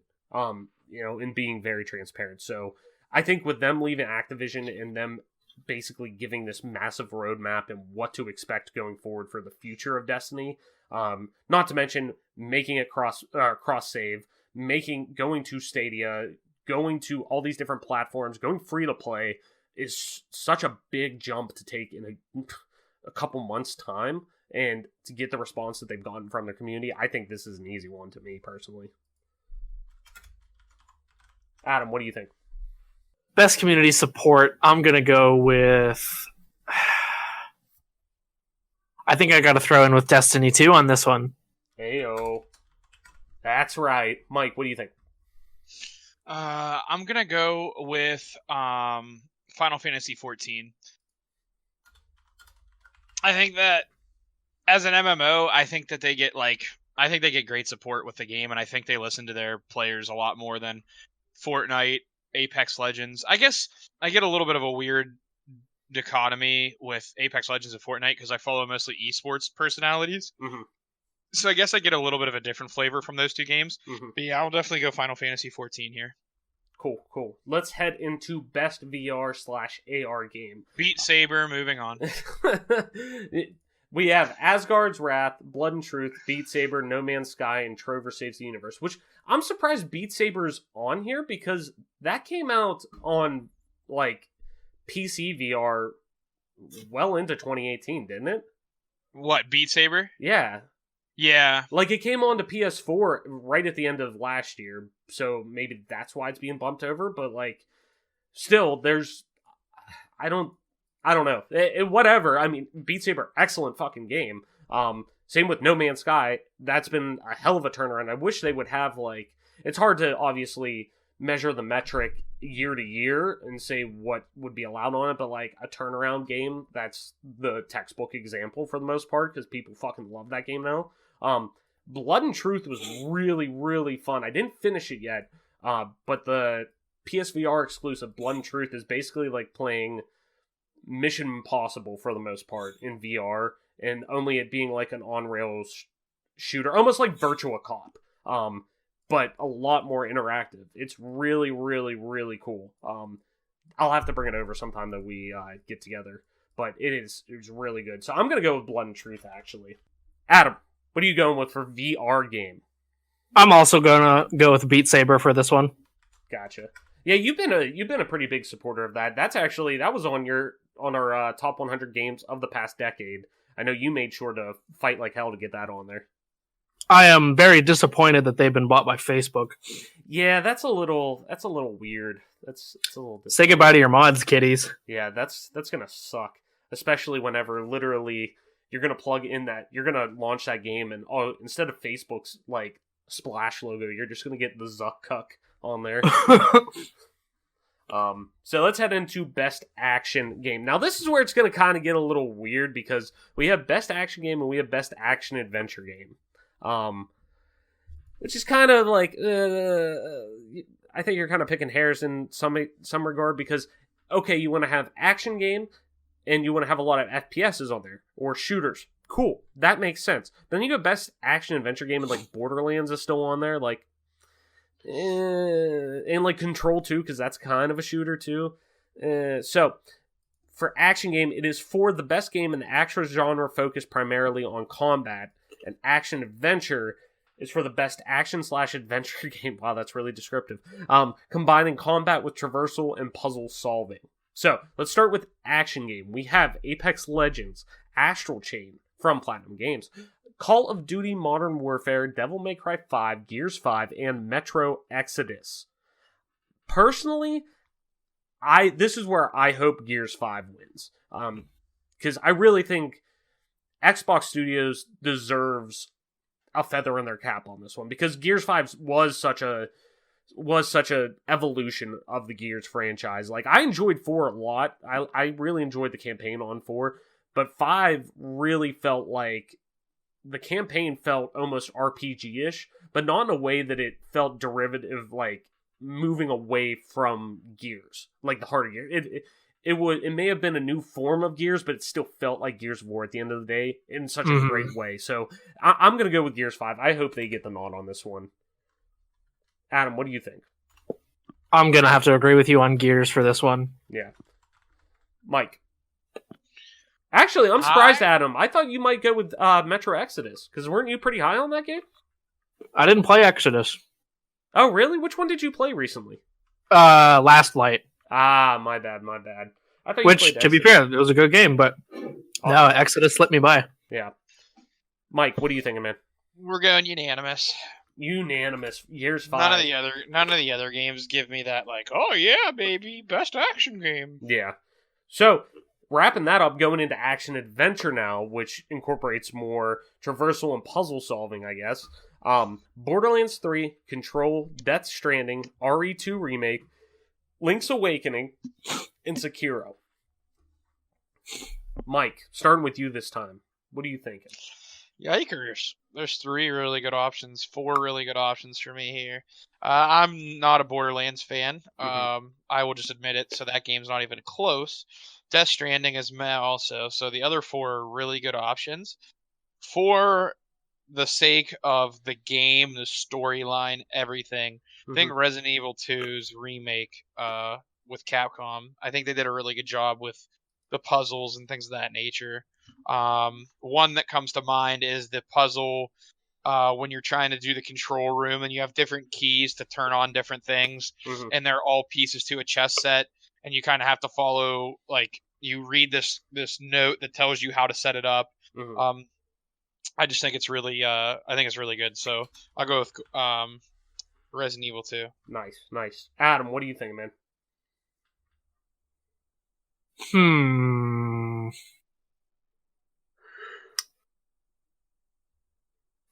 I think this one might end up going to Control. Ooh, okay. I'm excited to actually, like, I know I mentioned this before. I'm really excited to keep playing that game, because it was really starting to hook me when I kind of capped it off earlier today. But yep, I think it really does a lot well, and I really hope Remedy kind of gets its, because Remedy's never, like, they've gotten more like what's the phrase I'm looking for? Like cult hits, like, yeah, where they've reviewed pretty well, but it never really caught on mainstream wise. Like Alan Wake, people fucking love Alan Wake, and really want to see that game return, or that series return, but like it never really like hit great sales numbers. Same with like Quantum Break with the Xbox One exclusive. Yeah. Same thing. It never really like it reviewed okay and people like it, but it never really like had mass appeal, where it seems like Control, a lot of people really do. So I do hope it gets some love here, but I'm gonna go with Link's Awakening, because I just fucking love that game. I thought it in just playing Link's Awakening at the beginning of the year, finishing it, the original version, well, the DX version, I guess, from Game Boy Color on Virtual Console, playing that and really kind of seeing the transition between the two titles and what was different and different evolutions, while it had some sameness to it, it really, I felt like, was an evolution of the game in a way that wasn't just straight up carbon copy. Like, it felt really, really different in some areas. So I'm going to go that way. I'm going to go with Link's Awakening on that one. Best RPG. We got Disco Elysium, Final Fantasy XIV, Kingdom Hearts 3, Monster Hunter World Iceborne, the expansion, and The Outer Worlds. Which I'm surprised the Iceborne expansion was allowed on there, but I mean, it was sold as a standalone that included Monster Hunter World, so I guess, but I'm surprised that wasn't put on like best ongoing game or something like that. But because people fucking love that game. I'm gonna say I'm gonna have to go with Outer Worlds, just because while Kingdom Hearts 3 was, I thought, a really good game and I really enjoyed it, it wasn't Game of the Year quality. Its combat didn't feel like it evolved enough. It felt good because that's what I like from Kingdom Hearts, that kind of button mashing, and you do some like summons and things like that to an extent, but it didn't feel, it felt the same as Kingdom Hearts 2, which is like good, but Kingdom Hearts 2 is from 2006, and a lot of people who use that formula have evolved on that formula, from 2006 until 2019. So, or I would probably go with this, but I'm going to go with the Outer Worlds. I got to go with the Outer Worlds on this one. Adam, what do you think? I want to give this to Disco Elysium, but I think it's probably going to end up being Outer Worlds as well. Just because I think people have an idea in their head of what an RPG is, and Outer Worlds fits a traditional RPG a lot better than Disco Elysium. Exactly, I agree. So what are you going with, Mike? Unanimous. Outer It's Worlds. a sweepie.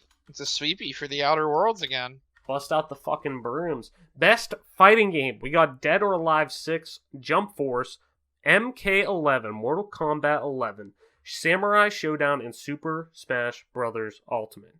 MK11, next question. I actually almost picked that up this weekend on Black Friday. It was very, very close. But that, like, I'm just not a big fighting guy. Like, I'm an arena fighter guy like Smash, but like The story mode's just that's better why, than any other fighting game also, though. That's I mean, why I they've wanted been to pick it up. They've been doing such wonderful jobs with their campaigns, as far as telling a story. More so telling the story that they want to tell in the universe that they built. Starting with all the way back in Mortal Kombat 1, where people didn't even know that the lore existed, but the devs definitely, made a little universe there. And even though the film going from game to film didn't turn out the best, I just think that, they do such a great job with their lore and their story and what they want to tell. They don't let the fans do, like, I mean, you can do fan fiction with it, but they don't leave it up to fan fiction. They they tell their story they want to tell. So I like it. Yeah, no, definitely. I'm definitely going to pick it up at some point, but I think the cheapest I saw was like $30 or something like that. I was like, I'd rather spend $30 on something I know I'm gonna really like than GoldenEye 007 on an N64. Well, yeah, obviously. Adam, what do you think, man?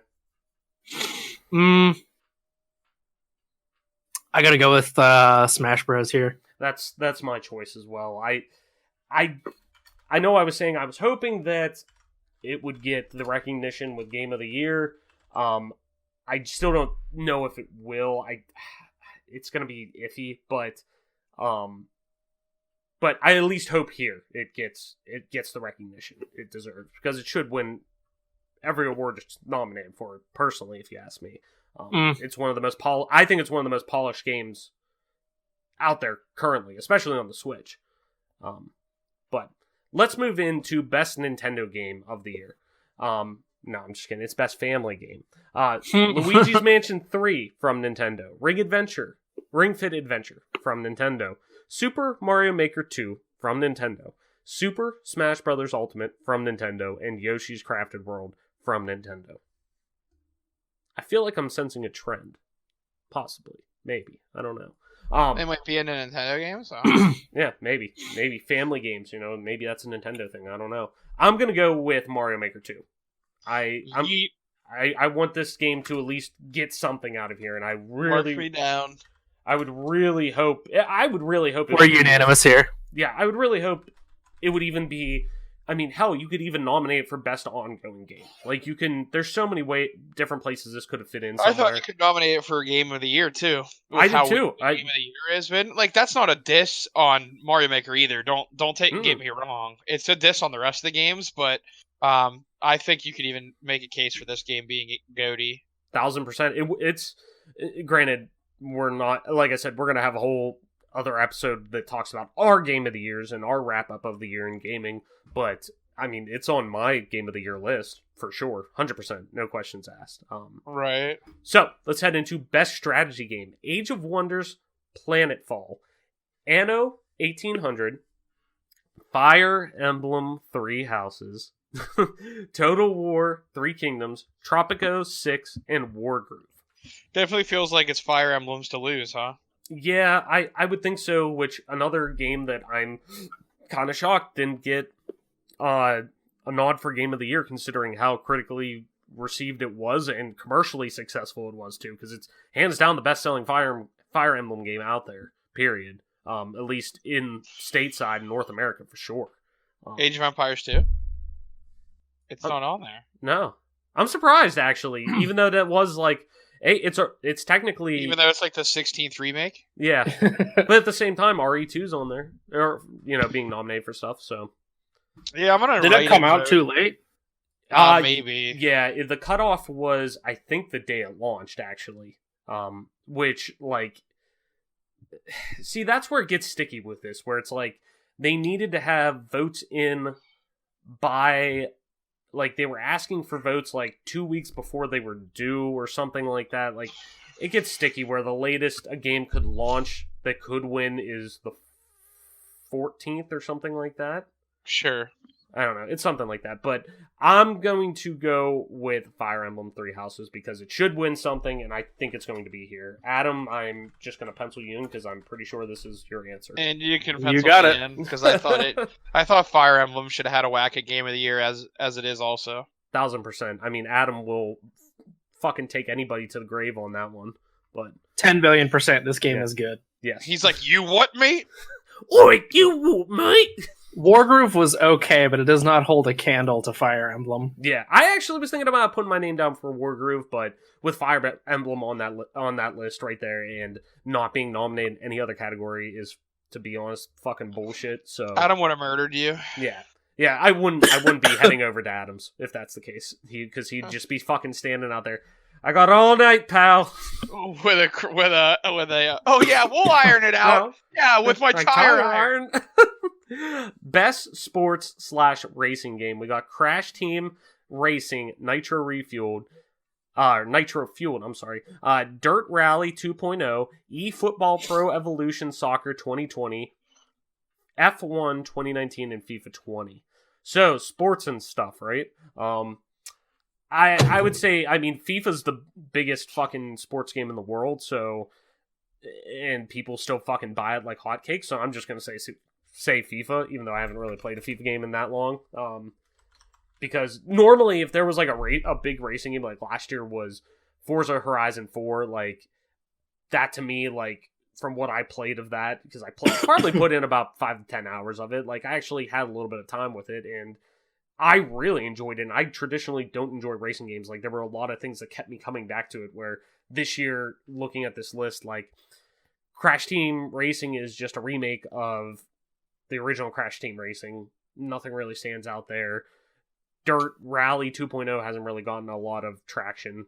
Like, F1, nah. I've heard people who like F1 like it, but, like, FIFA is the one that consistently stands out every year and just sells fucking astronomical numbers. We're FIFAing it up. Adam, the CTR. Adam, what about you? What about you and your sports ball takes? Oh boy. No Bro. Cruising USA to be had. Come on. Oh yeah! Cruising USA.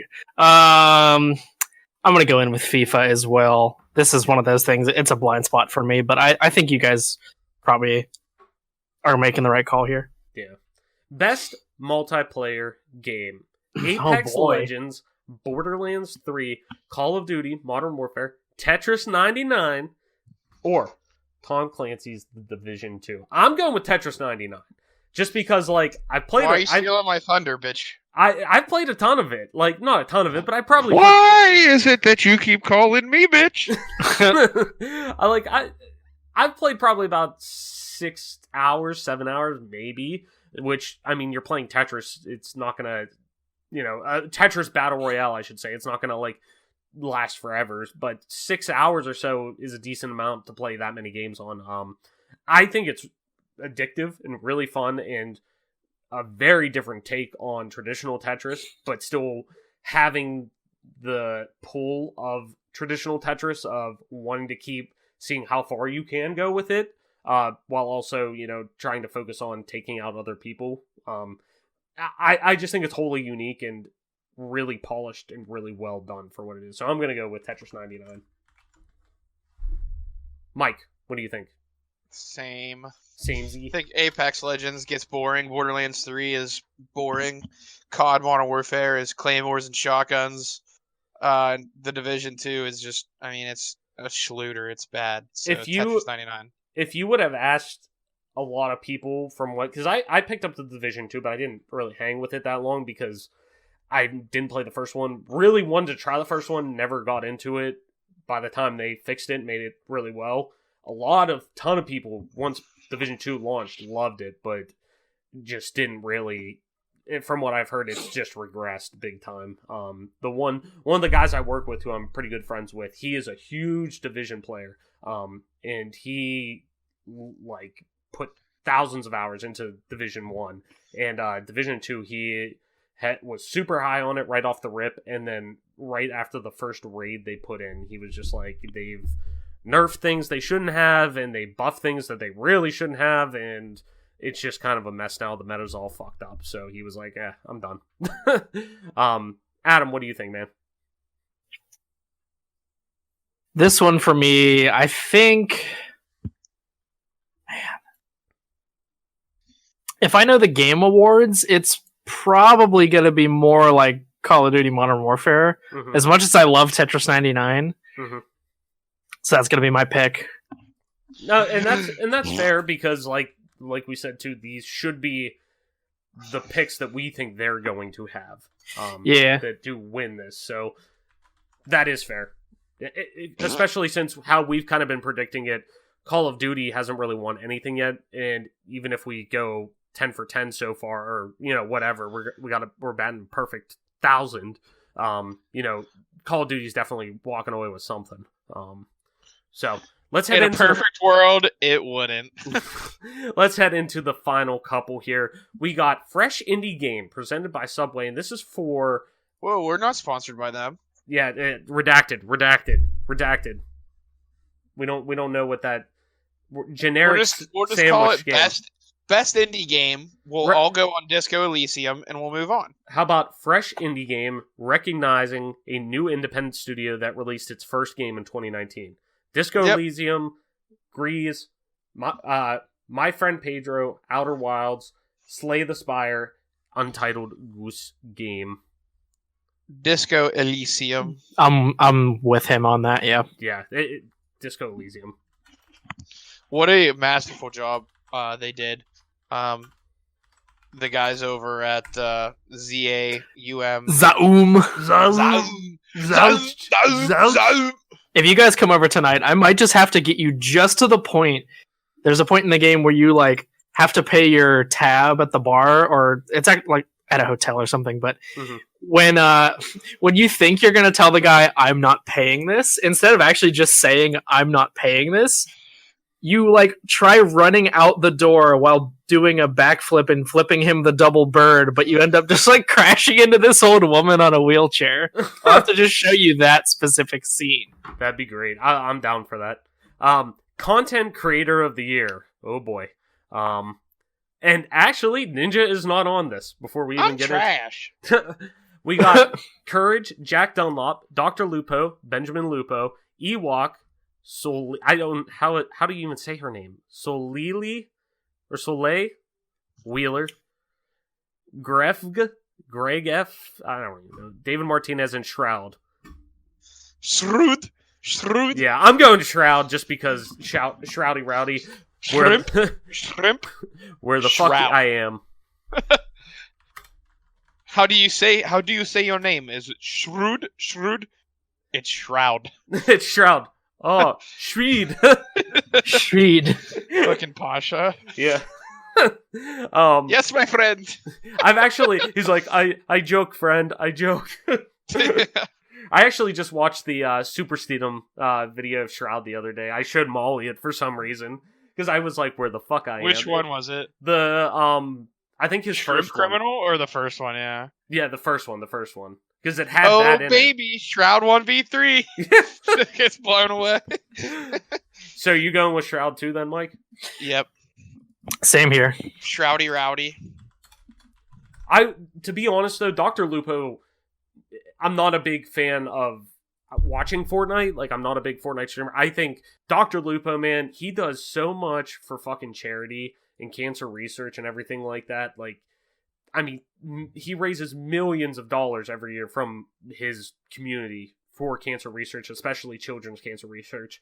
And it's really, really, really, really commendable that he's just a very good person. So I would, if Shroud wouldn't win that, because I think Shroud has a really good dry sense of humor and he's pretty damn good at games too. So he's entertaining to watch for that. I would like to see Dr. Lupo get some, credit thrown there. But last category, finally, last one, best esports game. We got Counter-Strike, Global Offensive, Dota 2, Fortnite, League of Legends, and Overwatch. I mean, I'm gonna go CS:GO. Yeah, to be honest, that was gonna be my pick. See, I think I'm gonna go with League Worlds. You're gonna go with League? Yeah. Why do you want to go with the League, Adam? I'm curious. I feel like it's still just like the number one in viewership, right? Oh, hands down, yeah. Oh my god, yeah. And they do keep pushing the envelope. Like last year we had KDA, this year we had True Damage. Like Riot is quickly, they're always expanding the boundaries on their own world. Mm-hmm.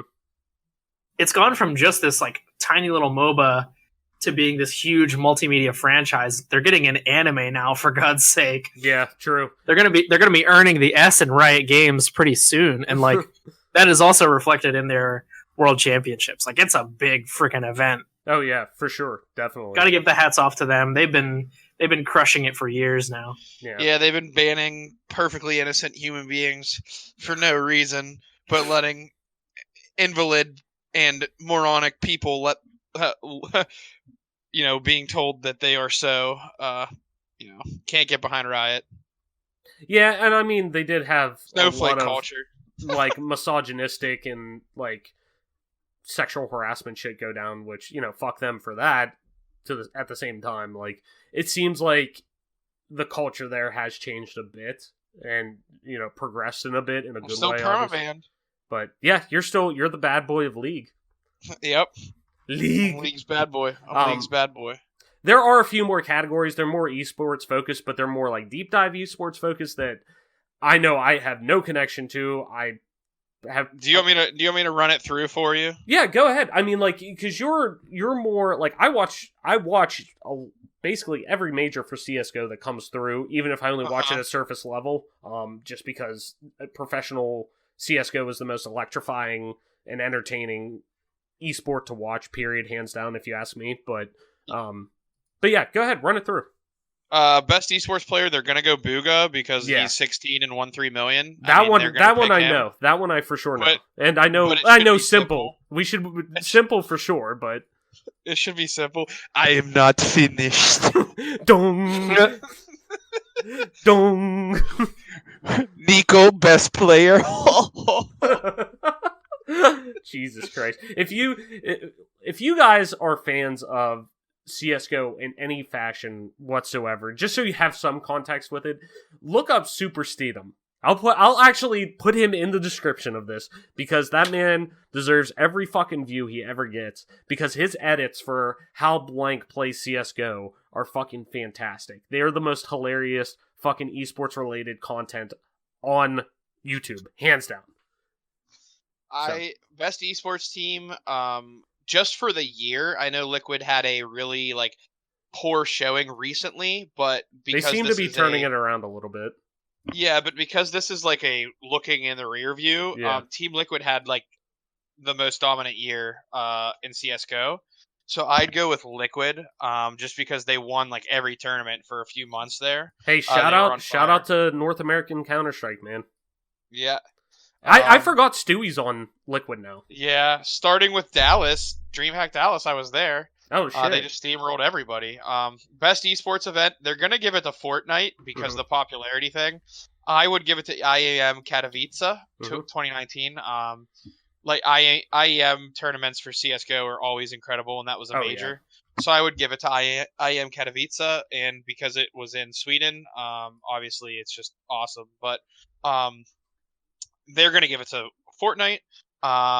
Best esports coach. I mean, I can't go against Eric Hogue from Pittsburgh. True. Can't do it. Got to stay in Pittsburgh. Got to stay with a Dren. My boy Hoagie, still on my Steam friends list. I got to give it to Hogue. And best esports host, they're probably going to give it to... I would guess it would either be Red Eye or Candace. Machine does such a good job, and Shocks. I mean, she's the total package.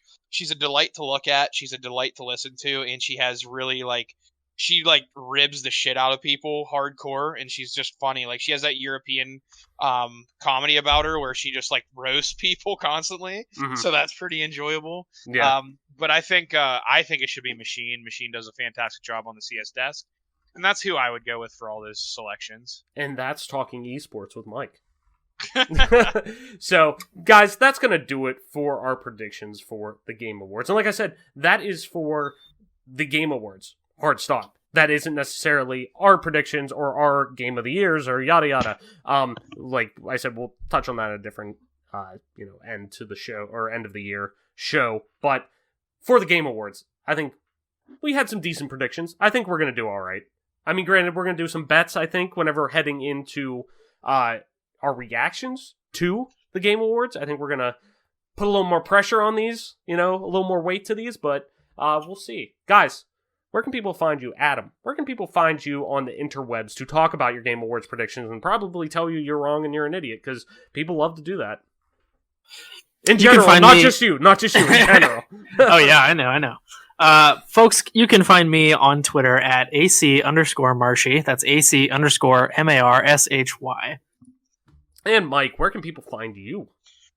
At TOISXLDIER and MP_Toy Soldier on Twitch. All right. And as always, I'm your host, Travis White, aka Traveless, on most internet platforms, including Twitter at Traveless, TRAVLESS_. You can also find me streaming time to time on twitch.tv/Traveless_, same as Twitter. And you can also play games with me on Xbox Live at regular Traveless, TRAVLESS, no underscore. And this, ladies and gentlemen, has been your newest episode of the Game Pass Gamecast, your weekly go-to podcast for all things Xbox and Xbox Game Pass, including news, rumors, and conversations around them damn good video games. New episodes of the show drop each and every Friday morning on YouTube, Apple Podcasts, Google Podcasts, Spotify, SoundCloud, and all other major podcast services, so be sure to subscribe to us on wherever you get them, and follow us on Twitter at GPGC Podcast. Stay up to date with everything regarding the show and video games alike. And with that being said, that's going to be our show for this week. Thank you so much for listening, sharing, and being a part of this growing community. Game on and play some fucking video games, and we will see you next week.